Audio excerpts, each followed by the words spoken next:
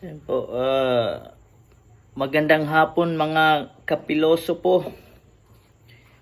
Meron po lamang tayong kaunting panawagan sa McDonald's Philippines.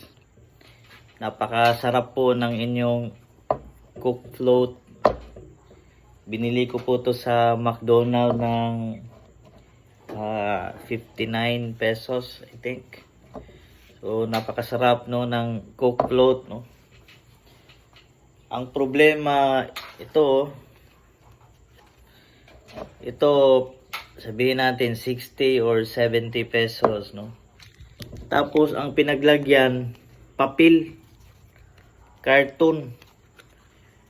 So habang binabiyahe ko yung cook float, nababasa na po yung papel, yung karton na pinaglalagyan. Pinaabot lang po ako ng pintuan. Bumigay na agad. Di man lang ako nakatikim ng aking cook float. Sana po lagyan nyo naman ng counting plastic dito sa rim. Dito po sa bilog. Yan po. Plastic po sana kahit kaunti man lang para hindi po bumigay.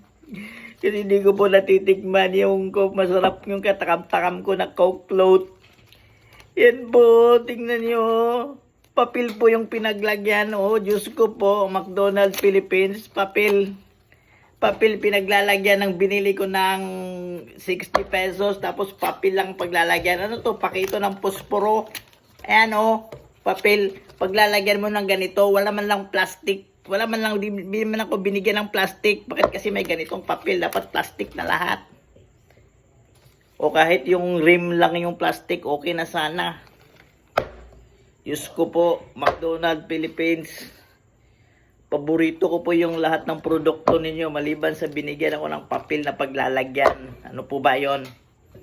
Ha? Ayusin nyo yung produkto nyo ha. Yung packaging po, ayusin nyo po. Maraming salamat po.